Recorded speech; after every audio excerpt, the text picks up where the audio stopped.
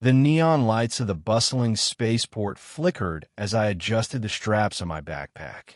The air was thick with the scent of exotic spices, engine oil, and the faint metallic tang of alien atmospheres. I had just finished a long haul delivering medical supplies to the outer colonies, and my pockets were heavier with credits than they had been in months. I was looking forward to a hot meal and a soft bed at the nearest inn. But fate, as it often does, had other plans. As I walked through the crowded marketplace, I felt a tug at my side. Instinctively, my hand shot to my belt, but it was too late. My ration pack, stuffed with protein bars, dried fruit, and a few luxury chocolates I'd been saving, was gone. I spun around, scanning the sea of faces for the thief. That's when I saw him, a small, wiry figure darting through the crowd, his too large tunic flapping like a flag as he ran. He was no human child. His skin was a pale, almost translucent blue, and his eyes were large and luminous, like twin moons.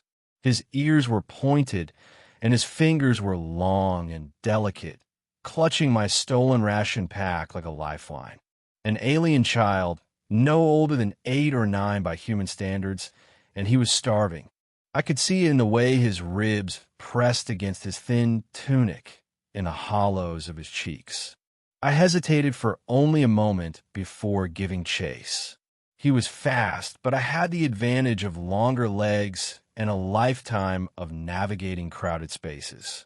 He led me through winding alleys, past vendors hawking their wares, and into the darker, seedier parts of the spaceport. The air grew colder, the lights dimmer, and the crowd thinned until it was just me and the child, running through the shadows. Finally, he ducked into a crumbling building, its walls scorched and cracked, its windows long since shattered. I followed, my heart pounding, not from the exertion but from the growing sense of dread. What kind of life had driven this child to steal? What kind of desperation? The inside of the building was even worse than the outside. The floor was littered with debris, and the air smelled of decay and despair. In the corner, huddled under a tattered blanket, was a figure. The child ran to her, clutching the ration pack like a trophy. "Mama, I found food," he said, his voice trembling with excitement. The figure stirred, and I realized with a start that it was his mother. She was as thin as her son, her skin dull and ashen, her eyes sunken and tired. She looked up at me, and I saw a flicker of fear in her gaze. She pulled her child closer, as if to shield him from me. "Please," she whispered, her voice barely audible. "Don't hurt him. He was only trying to help." I knelt down, keeping my distance so as not to frighten her further. "I'm not here to hurt him," I said softly. "Or you. I wanted to understand." Her eyes narrowed, as if she didn't believe me. "Understand what? That we're starving? That we have nowhere to go? That no one cares what happens to us?" Her words hit me like a punch to the gut. I had seen poverty before, even in the outer colonies, but this was something else. This was a level of desperation I couldn't comprehend. "What happened to you?" I asked. She sighed, a sound so heavy it seemed to carry the weight of the universe. "We were refugees. Our world, it was destroyed. A supernova. We barely escaped with our lives. We came here, hoping for a new start, but no one wants us. We're outsiders. Aliens. We have no credits, no jobs, no hope." I looked at the child, who was now tearing into the ration pack with trembling hands. He offered a piece of dried fruit to his mother, but she shook her head, urging him to eat. My heart ached for them. I had seen the worst of the galaxy, greed, corruption, violence, but I had also seen its capacity for kindness. And in that moment, I knew I couldn't walk away. "Wait here," I said, standing up. "I'll be back." I ran back to the marketplace, my mind racing. I bought as much food as I could carry, fresh bread, dried meats, fruits, and vegetables, along with blankets, a portable heater, and a few basic medical supplies. It cost me nearly all the credits I had earned from my last job, but I didn't care. These people needed it more than I did. When I returned, the child's eyes widened at the sight of the food. His mother looked at me with a mixture of gratitude and suspicion. "Why are you doing this?" she asked. "Because it's the right thing to do," I said simply. "And because I can." I stayed with them for a while, helping them set up the heater and making sure they had enough to eat. The child, his name was Kale, chattered excitedly as he ate, his energy returning with every bite. His mother, whose name was Lyra, watched me with cautious eyes, but I could see the gratitude in them. As the hours passed, I learned more about their story.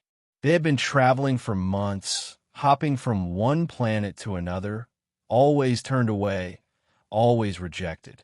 They had lost everything: their home, their family, their hope. But now, for the first time in a long time, they had a full stomach and a warm place to sleep.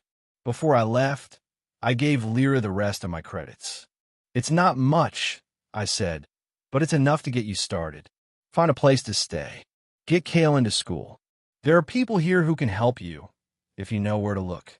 She took the credits with trembling hands, tears streaming down her face. "Thank you," she whispered. "Thank you." I nodded, feeling a lump in my throat. "Take care of each other." As I walked away, I couldn't help but think about how small acts of kindness could change lives. I had set out that day thinking only of myself, of my own needs and desires. But in helping Kale and Lyra, I had found something far more fulfilling, a sense of purpose, a reminder of what it meant to be human. The galaxy was vast and often cruel, but it was also filled with moments of light, of hope. And in those moments, we found our humanity. Epilogue. Months later, I returned to the spaceport. My travels had taken me far and wide, but I couldn't shake the memory of Kale and Lyra. I had to know if they were okay. I found them in a small apartment near the marketplace. Lyra had found work as a seamstress, and Kale was attending school. They were still thin, still worn, but there was a light in their eyes that hadn't been there before. When they saw me, Kale ran to me, throwing his arms around my waist. "You came back," he exclaimed. I knelt down, ruffling his hair. "Of course I did. I wanted to see how you were doing." Lyra smiled, a real, genuine smile. "We're doing well, thanks to you. You gave us a chance when no one else would." I stayed with them for a few days, helping where I could, but mostly just enjoying their company. Before I left, Lyra handed me a small, intricately woven bracelet. "It's not much," she said, "but it's a token of our gratitude. Wherever you go, know that you have a family here." I took the bracelet, feeling a warmth spread through me. "Thank you," I said. "That means more to me than you know." As I walked back to my ship, I thought about the journey ahead. The galaxy was still vast, still unpredictable, but I knew one thing for certain. No matter where I went, I would carry the memory of Kale and Lyra with me. They had reminded me of the power of compassion, of the difference one person could make. And in that, I found my hope.